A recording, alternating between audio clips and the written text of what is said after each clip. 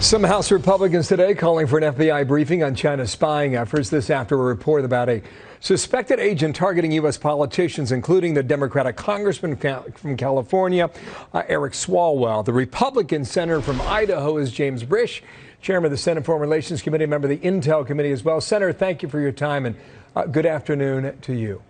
Hi, Bill. Glad to be here. Thank you. Very topical topic. Yes, indeed. Let's get to it. Do you need more information from the FBI? Well, listen, on Intel, we get briefed on this regularly. When I say regularly, I mean daily. This conduct by China is widespread and ongoing. For people who are interested in this, I put out as chairman of the Foreign Relations Committee 2 weeks ago a 143-page, very comprehensive report on all of the malign activities that China's engaged in. It had bipartisan input into it. I have no doubt that report has been studied closely in Beijing by now. I think any American who has an interest in this, and we all should look at that and study it and see the kind of activities that China is so aggressively involved in here in the United States. What would you want our audience to understand about what you concluded in that report? Well, the conclusion in that report is they are a challenge to us. They are a competitor of ours, economically, militarily, and culturally. They have a socialist, communist system that they live under. They just as sincerely as we believe in democracy, they believe in communism. And it really infiltrates all these other areas, both military and economics. And they are a growing competitor. They are very aggressive. They are everywhere in the world. When you travel anywhere in the world, you can't help but cross the Chinese track, where they have engaged in some of these. Even in the United States, we have what they call Confucius Institutes on many of the campuses in America. The number is starting to come down now because a lot of the universities are understanding they took money to put these Confucius Institutes in place, and then find out that they are a front to put out the propaganda on their culture. How common is that on American campuses? Very common.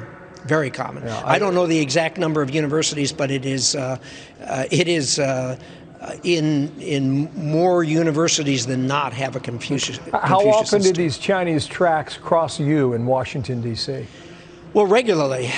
We see it all the time. Obviously, they're very busy here in Washington, D.C., but they're very busy across the country, whereas a lot of countries focus only on the capital and on the federal government.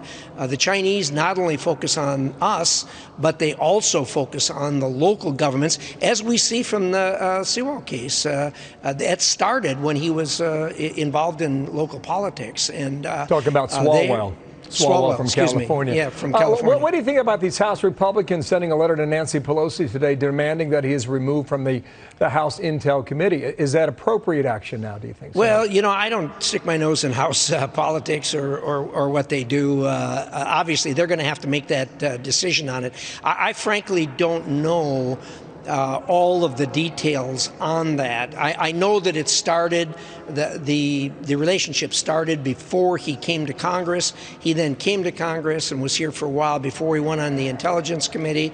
And I don't know what the continuing relationship is, if any. So I think they're going to have to look at all of that and make a considered decision. Okay, so we on the Intelligence Committee get a tremendous amount of information that is highly classified and very sensitive and needs to be protected jealously. Senator Rubio believes that a public hearing should happen in 2021, especially Republicans who control the majority in the Senate after the Georgia Senate runoff in the first week of January. Would you support that? Would that be of value to the American citizen to understand what you hear privately? Yeah. Yes, I do support that. We've already on the Foreign Relations Committee held numerous hearings on China during my time as the chairman of the committee.